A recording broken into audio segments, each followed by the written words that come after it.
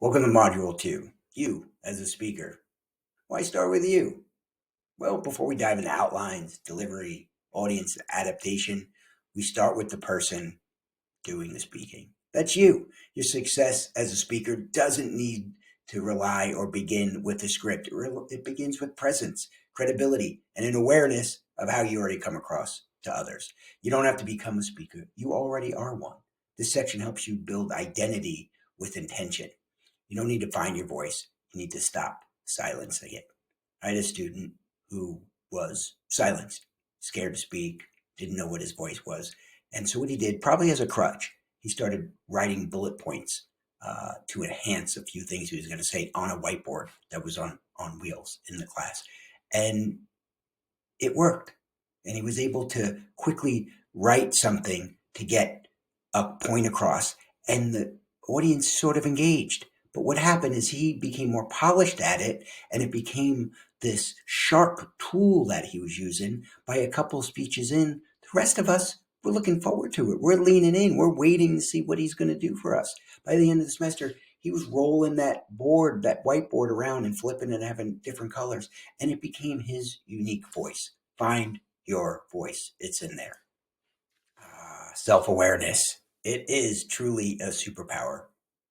You can't fix, you can't adjust what you don't know. The part of the section is about identifying how you naturally come across. Do you speed up when you're nervous? Do you overscript and lose spontaneity? Do you retreat from eye contact under pressure? Do you just avoid eye contact altogether? The best way to grow, record yourself and watch it.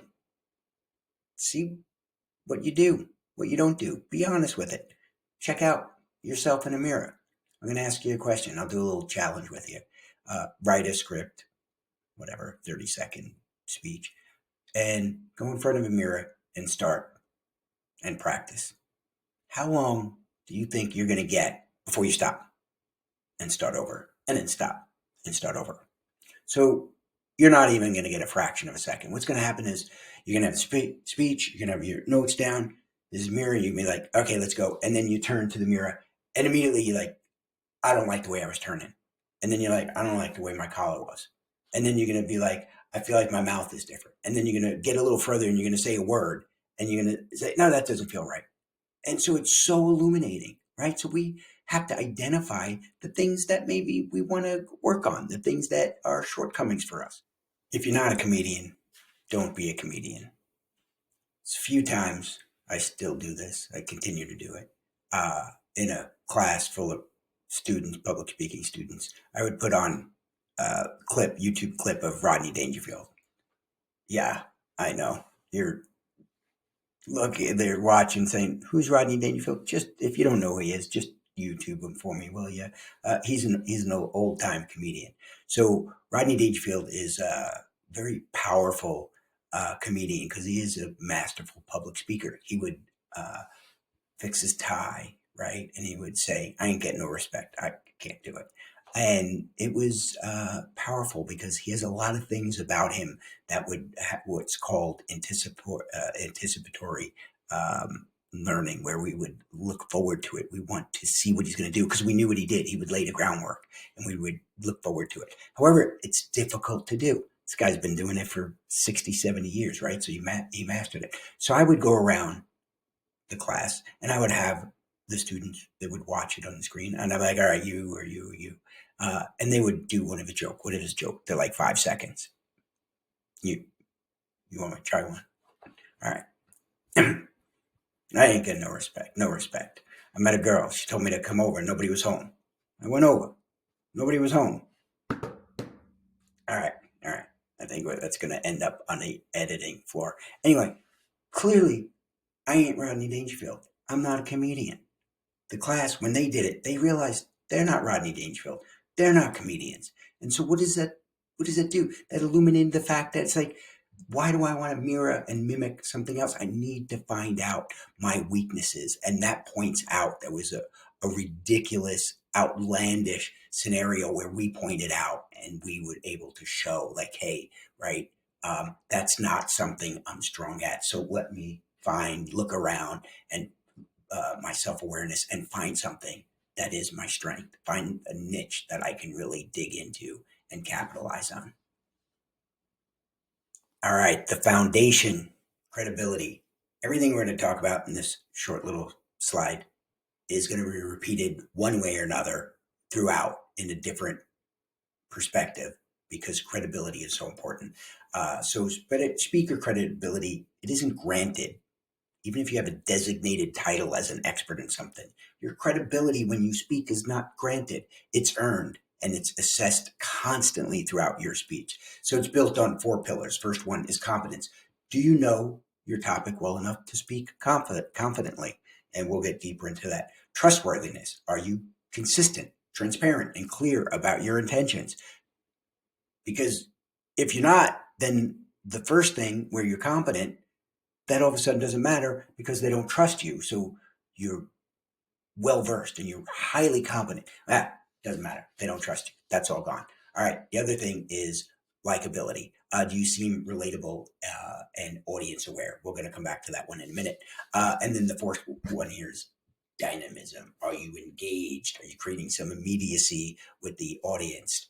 Are you pulling them in? Are they leaning in or are they leaning out? Are they grabbing their phone, scrolling through TikTok, or are they paying attention to you?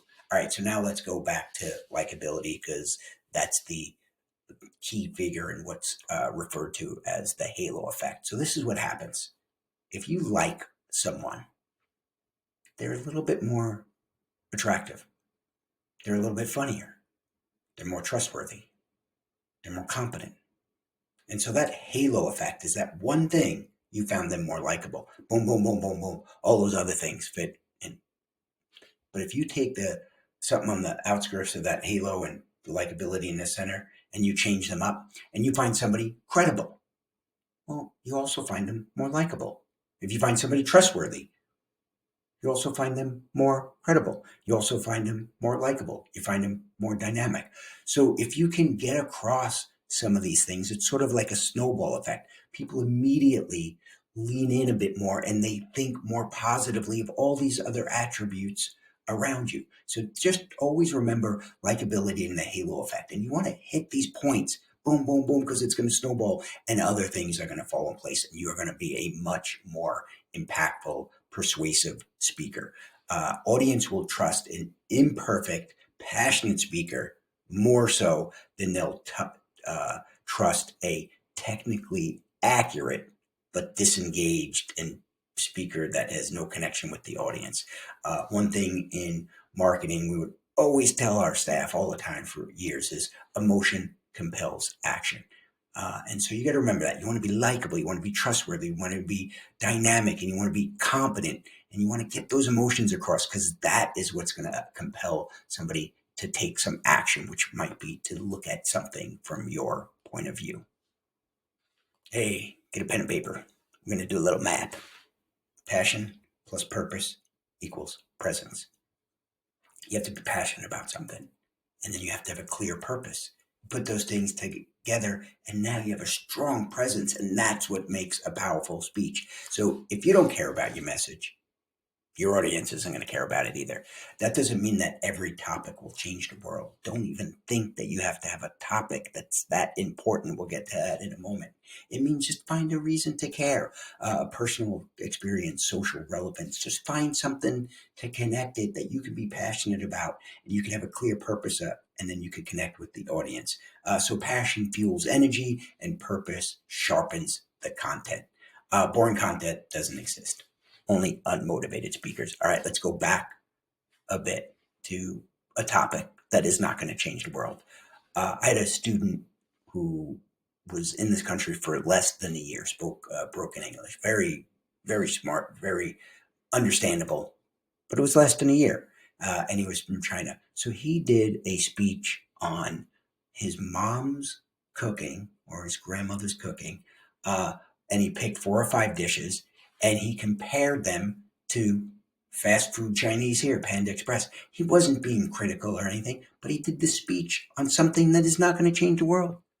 It's not that important, but he was pretty passionate about his mom or grandma's cooking, and he was passionate about the food that now he's his adopted country that he's living in, and so he talked about it, had a side by side pictures, and he spoke about like what was good about those, what was good about the other thing. Gave a couple stories, about his family a little bit, and it was a very passionate speech. He had a clear purpose, and it was memorable. And there was this presence about him on the future speeches because he built that because of these two things that he was able to combine together. So you don't need to change the world. You just need to engage with your audience. Hey, this is a pro tip page that you can take this one and easily remember it, and you can easily apply it. So in persuasion, if you take one of my persuasion courses, there's something that we talk about called priming. You can set people up to like you, to be in your favor. You can set them up where they're going to be engaged, they're going to be listening before you ever went and said a word. So one of the things that you can do is you can make them more empathetic to who you are. Well, how do you do that? One, if you know you're going to speak, it doesn't have to be TED Talk and big audience and you're on stage, but you could do it with that too. At a meeting, just walk around. You know you're going to speak, so just walk around and make a point to say hi to a few people. Talk about a few things. You don't have to talk about the speech that you're going to do. Just reach out to those people. For me, in class, it's common for students to physically come into class, and the ones that listen to this before speech day, maybe weeks before, they make an effort to talk to other classmates around. This way, what happens is those people feel an obligation, more of an obligation, to listen and engage, and it's very impactful when you're speaking and people are engaged. You feel it. It's a snowball effect. You speak better.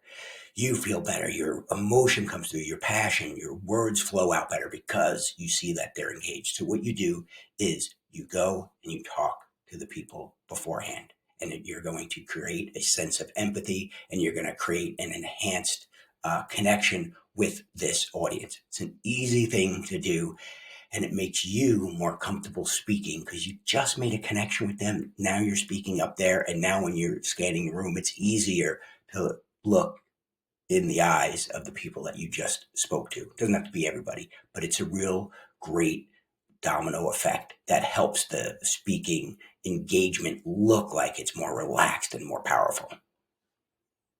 Hey, this is how we're going to end this module. A closing prompt. We're going to ask you, set your speaking baseline. Here's your action step. Record yourself speaking for 30 to 60 seconds on a topic that you care about. On a topic that you care about. Makes it so much easier. Then reflect. Was I clear? Did I sound confident? Did I sound like me? Save the clip because we're going to compare it. We'll come back to it after we go through a few more modules, and then we're going to redo it. So let's move on to module 3, which is speaking anxiety.